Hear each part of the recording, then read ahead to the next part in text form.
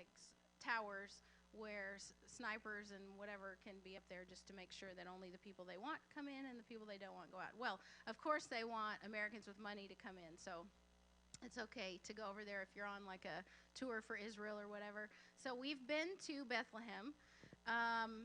It is a very small town, even still to this day. Most of the countries in Europe are small. They're very landlocked.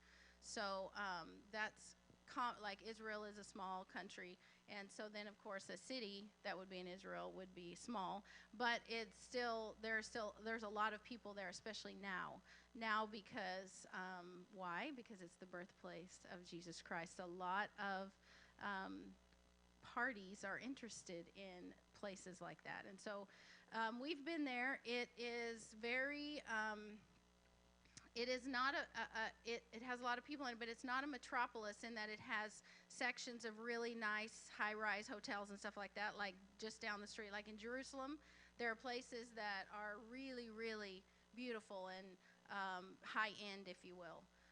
Bethlehem doesn't strike me as that kind of a place. It's a much more humble, very humble place. It is bustling and busy, but it's small and it's very humble. And like the roads need a lot of work, and the buildings need a lot of work, and there's a lot of alleyways with just stuff in it and things like that. So it's not it's not a real upscale place right now. And I'm going to talk to you a little bit about Bethlehem. Bethlehem is small. Bethlehem, the smallest. It was even smaller, way smaller, before Jesus was born there, before it became a city that was well known because of that historical event.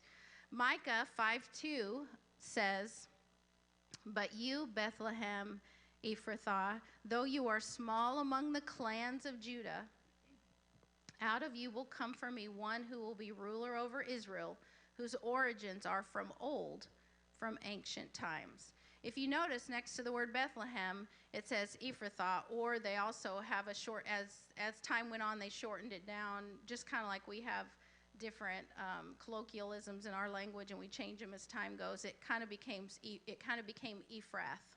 They took out the middle syllable. It's the ancient name for the town of Bethlehem in Judah, in the southern part of the land of Israel.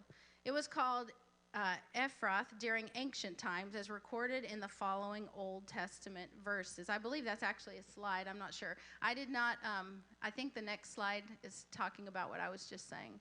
I didn't make these slides, so I will, but I thought he had a slide for this. And then he lists some of the parts of the scripture that actually tell about this city. Genesis 35:16 in the NIV says, "Then they moved on from Bethel. While they were still some distance from Ephrath, Rachel began to give birth with great difficulty." So we all know that she gave birth in Bethlehem. So this is one of the scriptures they use to prove that Ephrath is also Bethlehem, because we know she gave birth in Bethlehem, and here she's having labor pains on her way to Bethlehem or Ephrath. And then another one he mentioned is Genesis 35:19. "So Rachel died and was buried on the way to Ephrath," and then the Bible actually says that is Bethlehem. And then also there's some other, he doesn't put this on the slide, but if you're interested in finding out the history of things like this, you can also look it up in John chapter 7, verses 42 to 44. They mention it, and Matthew 2 through 5, if you're looking for some New Testament references. These were the Old Testament references. So before Jesus, Bethlehem was insignificant. Jesus made Bethlehem significant, and it has been an historical attraction for 2,000 years since then. There's been a lot of wars around that area because of this major event. There are cities all over the world, you've heard of them, that say the home of this, or home, especially people, humble towns with big name celebrities. But they weren't celebrities back before they were born, or they weren't celebrities when they were little. So for example, some of the ones here in South Texas, we all know Mission is where Tom Landry was born. Tom Landry is from, the home of Tom Landry is Mission, Texas. Another one, how many of you have heard of Chris Christopherson?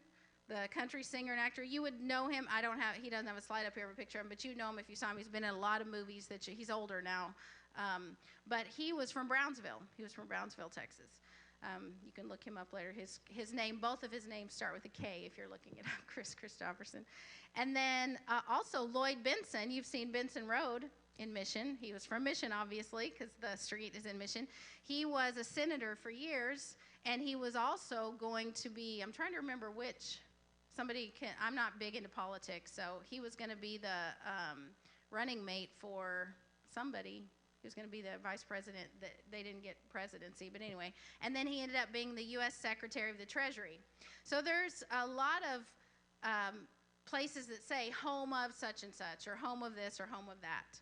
And that's basically what Bethlehem is. Before Jesus, Bethlehem was nobody even really, it was just a town that you moved through. It's like when we drive through towns and we go, oh, I didn't even know I missed one. Oh, and somebody will ask, how far away are you? And you're like, I don't know, let me look on my phone. And then you look it up and you're like, we're in some city named, whatever. That's what Bethlehem was. Bethlehem was insignificant before Jesus. So some of the thoughts that I want to talk about first is our origins, if we let them, can limit our identity.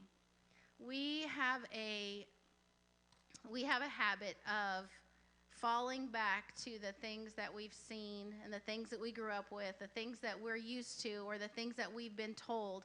We fall back into those same things over and over and over again without even trying hard. It's actually easy. It seems in our mind, it seems easier to go back to those old places and let them stay as our identity than we feel it is to change any of that. And so we'll just say, oh, well, that's the way my family is, and especially when you get married and your family's different than your spouse's family or whatever, and you try to do these things together or have even just like birthday parties or, any kind of holiday, you're like, what? When they tell you, do you open Christmas presents on Christmas Eve or do you open presents on Christmas morning? And I mean, some married couples get way into it, knock down, drag out. This is important. We cannot do this because it can't be this way.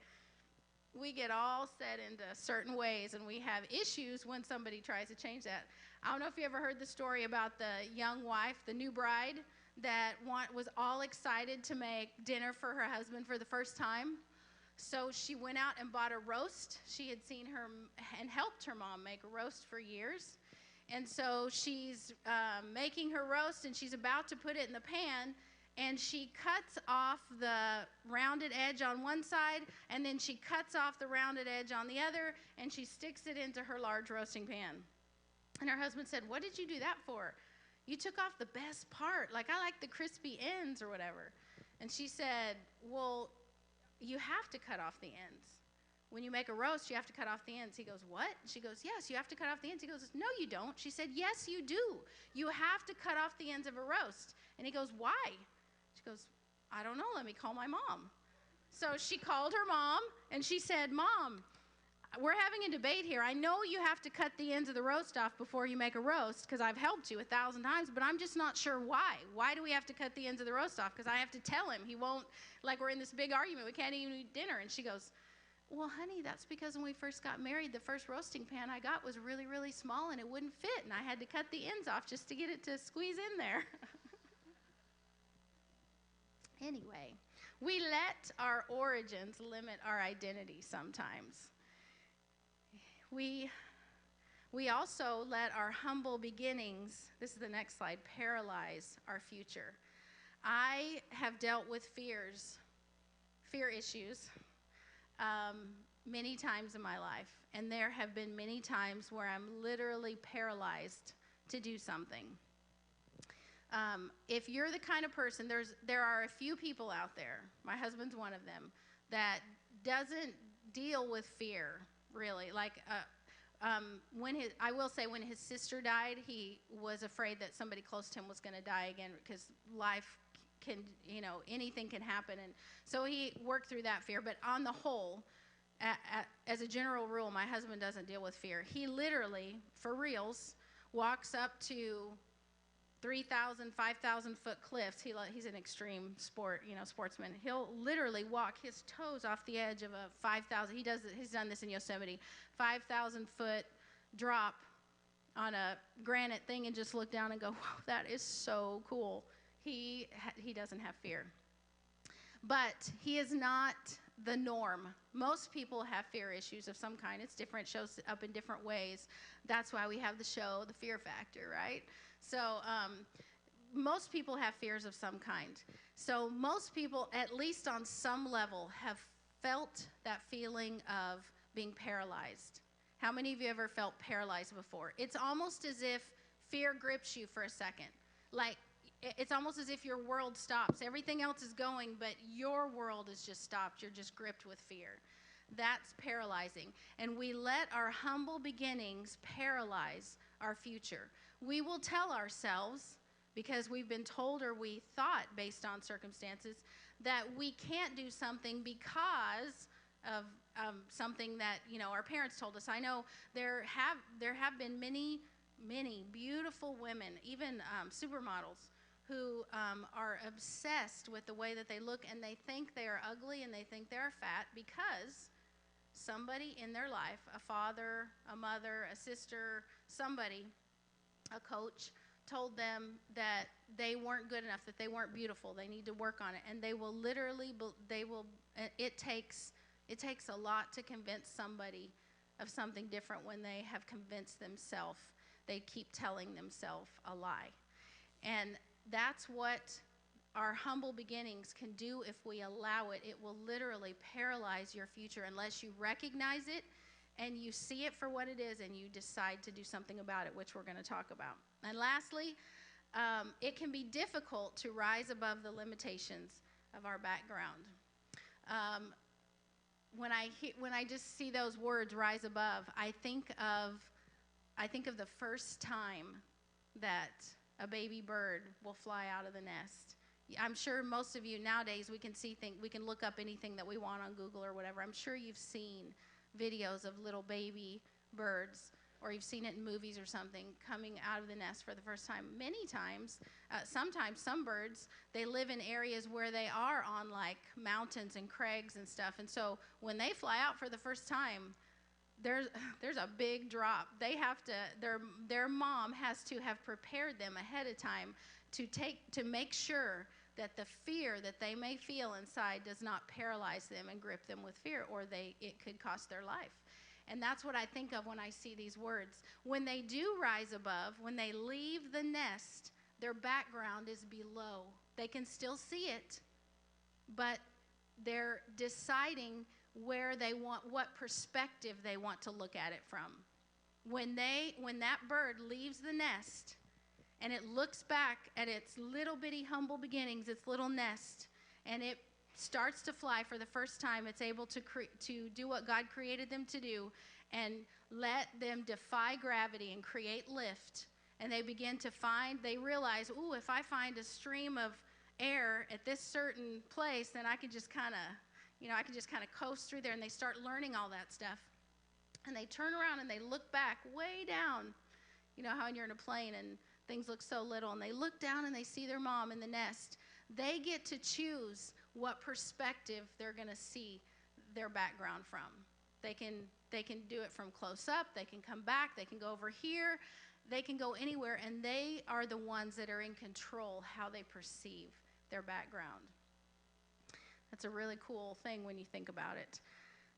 The quote Pastor has here that he wrote is, the greatest fuel, and you've heard him say this many times, for transformation is transparency. Real quick before I came out, I looked up exactly what the meaning of the prefix trans is. We all know what it means. We have a lot of words in our English vocabulary that use the word trans in it, and I kind of knew what it meant. But the definition, one of the definitions that was in there, and I'm sure it's the one that God meant in this part of our lives when he talks about transformation, and then Pastor was talking about here, is changing thoroughly. The greatest fuel for transformation, which that's changing thoroughly, is transparency, which that has the trans in it as well. They both have that in there. The thing is It's the same thing with hide. I was talking at the offertory about we hide our money sometimes. That's one of the reasons why it's so important that that's part of your worship, because it's something that we hide. And so it's the same thing with transparency. Transparency is very, very vulnerable. That means that everybody can see into what we're doing. It's like a glass house. So the greatest fuel for transformation is transparency. When you get to the point to where you really can trust God with your reputation, you really can have faith knowing that if you take a step of faith, that he's going to be the one that helps you to go to the next level. If you really are able to do that and be vulnerable and transparent, I guarantee you there will be transformation. You will change. If you stay in the places that you hide, you're not going to change. You're going to stay the same. But I guarantee you, if you break out of that, you will change. It will change you. It's the same with a kid who's learning to ride a bike. If they continue to say, I can't, and they keep like turning away from the bike and not wanting to have anything to do with it, they will never ride the bike. They won't change. But if they try, they may not be perfect. They may fall. But if they keep trying over and over, I guarantee you they will get it. They will learn to ride a bike. And have they changed? Yes, in more than one way, actually. They've overcome some fears. You will change if you're transparent and you're vulnerable. So the last 3 points I want to talk about is acknowledging our weaknesses. That's what we have to do. That's the hard part. Opening ourselves up to let God take care of all those things that we're afraid to let anybody see. We have to acknowledge our weaknesses. First of all, control freaks. He put the word control. I like to add freaks on it. Control freaks. This one he wrote for himself. Remember, he wrote this sermon for himself, so I get to tell on him a little bit about this one. When I saw it, I'm all, good, I get to tell a story on him now. He's always telling stories on me, which I'm okay with because I want people to learn from us. I always tell him it's okay, but now I get to tell one on him. He put, do you move or rearrange the ornaments on your Christmas tree? Oh, my goodness. When Elise and Evan were little and it was their first year to decorate the Christmas tree, I mean, they're like young, littler than Malachi. They're just toddling over. We got them involved right from the beginning. So they caught on real quick. What you're supposed to do is you take an ornament and you walk up and you find a place that's sticking out somewhere. So, because they try a few times, and they fall down, and you tell them you have to get a place that has a little branch that's sticking out, and you hang it on there. You show them how to do it. They're all excited, and then they want to do it all. They want to do all the ornaments, right? So they run back over there and they get another one. And what do? They put it on the same branch that they just put the last one. And then they run and get another one. What do? They put it on the same branch. And Rob was like, oh, he was literally like hyperventilating inside because our tree looked like two. We had a few where we had put some, and then Elise had a branch and Evan had a branch, and they had like 30 ornaments on each one. And I'm like, don't touch it. Don't let them see you move it. He's all, but it looks ridiculous. I'm all, just don't let them see you move it. He goes, can we put them to bed now? He could not wait to put them to bed so he could fix the tree. And I'm like, oh, I said, it's a good thing they're really little, because next year, or at least in 2 years, they're going to remember where they put stuff.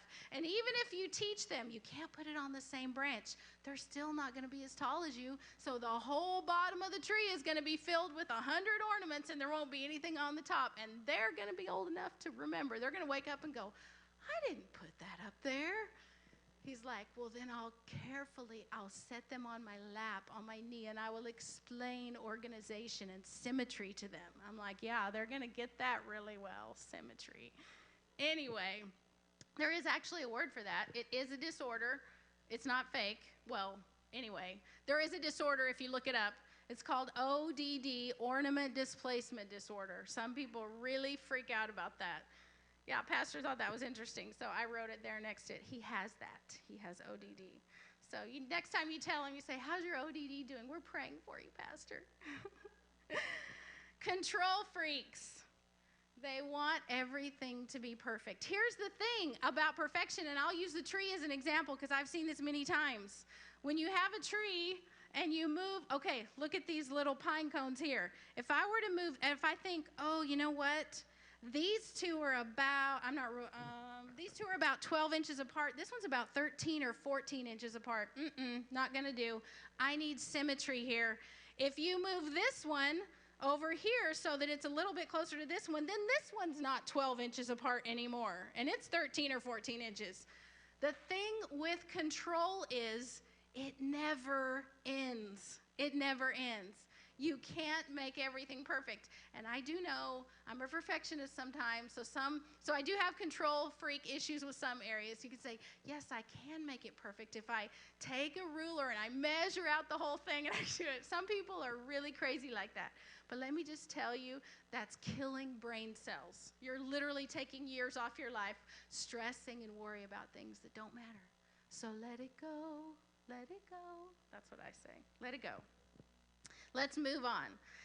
We all know about control. We all have the things that we white knuckle. For everybody, it's different things, but there are some people that deal with it more than others. But we all have some kind of control issues. We've got to get used to just letting go and saying, God, I leave my reputation up to you.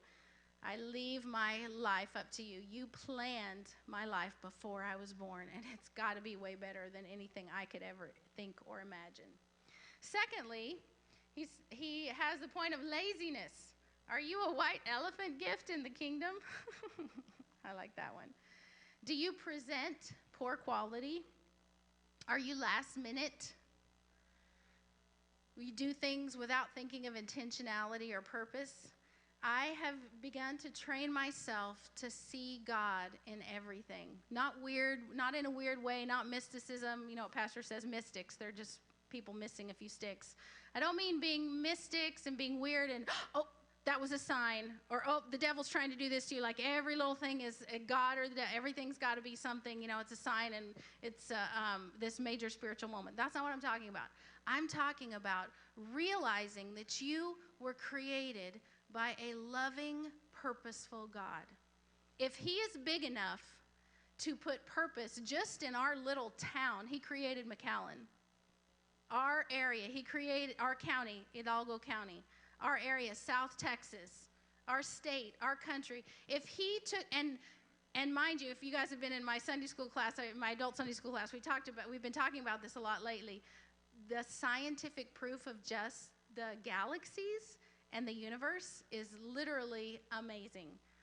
I don't know if you know this, but the universe continually expands infinitely. It never stops. Galaxies are being created all the time, and it never stops. We will never, even if we get to have the biggest telescope, it doesn't matter. We will never, ever, ever reach the end of the universe because it's constantly, infinitely expanding. If God can do that, and we even bring it down to our country and our state and he created McAllen, do you really think that he's going to forget? If he knows how many hairs are on your head at every single moment, with some people it's a little easier than others. I can say that. I can say bald jokes because I have one in my family.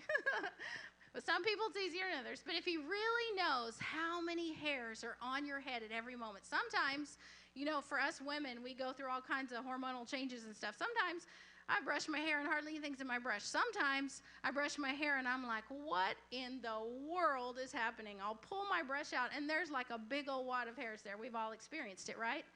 God knows how many hairs are on your head at every single moment. That fact there, right, in and of itself would cause you pause for a long time just to think of that. Do you really think that he can't be intentional with every part of your life? Train yourself to see God in everything. God, I know you have a purpose in this.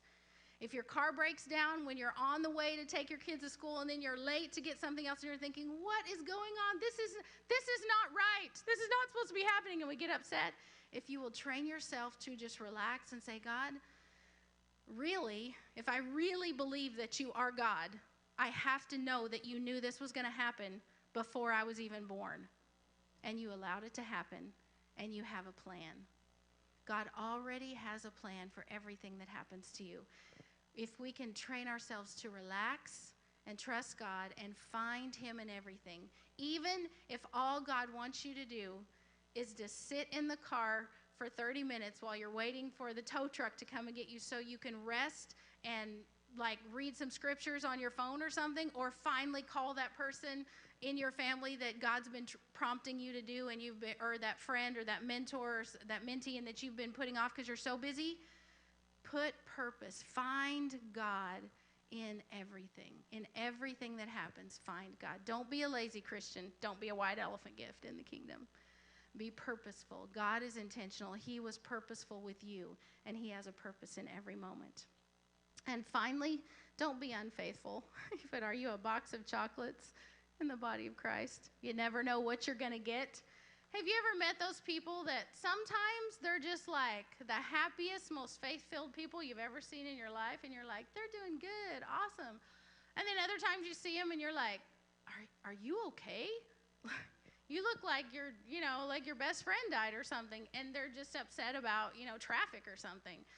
Or I also think sometimes about people that waver, and they have faith in some moments, and they say with their mouth when things are going good and it's in a time of blessing and harvest, they'll say, God is good and they're faithful, God is faithful and all this. But then the littlest thing comes up, and they are just on a whim almost, they're so easily persuaded to give up and just start talking negative, and it's all doom and gloom. And pastors mentioned some people that a little ache in your side. As you get older, you have mystery pains like all the time. Most of the time, mystery pains just the older you get, they're there. When you're young, I think they're there too, but they go so fast you don't even really notice them. But when you get older, like they stay for a long time. And you're like, oh, this is like, and you can't walk, and everybody's like, are you okay? And you're like, yeah, I didn't do anything. I don't know what's wrong with me, but I'll be fine. And then you go to bed. Usually you sleep it off. You're fine the next day. But once in a while, the older you get, you wake up and it's still there. And you get out of bed and you're like, oh yeah, I hurt. Oh, that just happens sometimes the older you get. Some people are just easily persuaded to give up the littlest thing, and they give up. So they'll have a pain, and instead of saying, oh, I wonder if I ate too much pizza at the party last night, or whatever. Instead of saying that, the first thing that we think of, it's all negative. And the reason Pastor can talk about some of these things is because we've seen it so many times. He has a person in his family. I won't mention any names. It's not me, in his side of the family. That they started death, and I'm not kidding, death and work backwards. I have one in my family too, but they started death and work backwards. Every single thing that happens, and every single new disease they hear about, they're like, oh, I knew something was up with my whatever, every time I do this happens. And anyway, he's got a member in his family that starts at death and works backwards. You've seen people like that. Every little thing that happens, it's the end of the world. They've got cancer. They're going to die. Don't point at any of your spouses. Oh my goodness, it's a good thing that the camera's not seeing this audience. We have to trust God that he's going to take care of he already had a plan. It's not like God is caught surprised when your tire blows. He's not going, oh no, now I've got to help them and fix them. They need to get to work. He doesn't do that.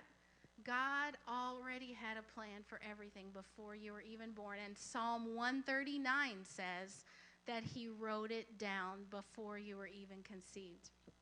Everything about your life. He already loves you so much that he took the time to write down your life in entirety from conception until the time that you see him. And that's his desire, that everybody would be with him and worship him at the end of this life, and they go to that life. God has a plan for you.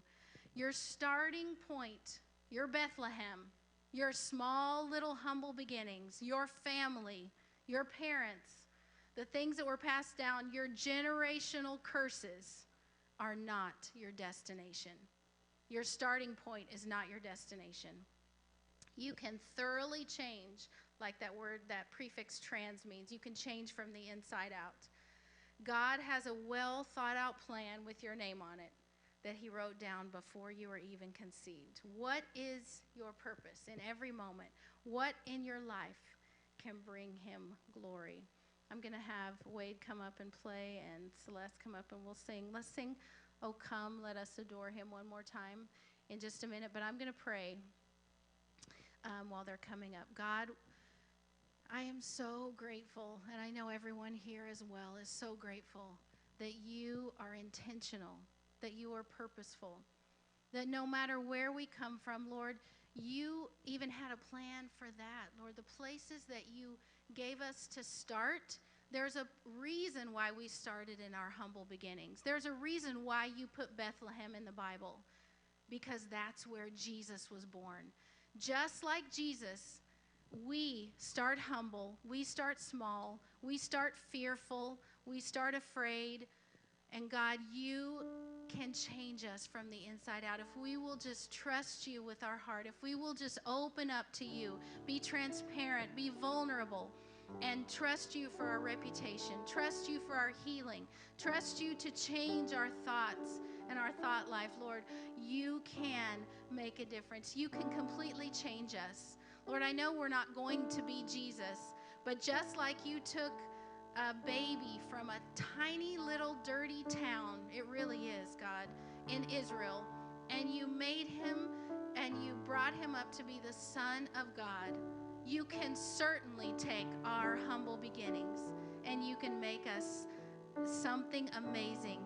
You have written down those amazing things for us. God, I pray that not one of us here would miss that adventure that you have for us. We are excited to partner with you and fulfill your promise and to fulfill the things that you have called us to do. In Jesus' name.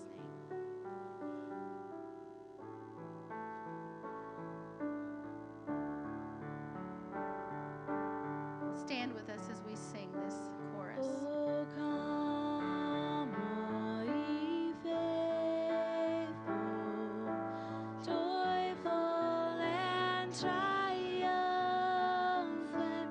Oh, come ye to Bethlehem.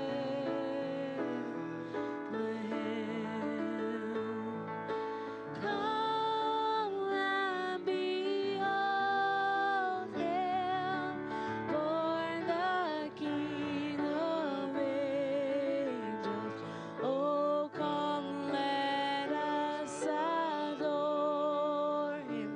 Oh, come, let us adore him. Oh, come, let us adore him, Christ the Lord. Sing, choirs of angels, sing in exaltation. Oh, sing, all ye citizens of heaven above. Glory to God, glory in the highest. Oh, come, let us adore him. Oh, come, let us adore him. Oh, come, let us adore him, Christ the Lord. Oh, come, let us adore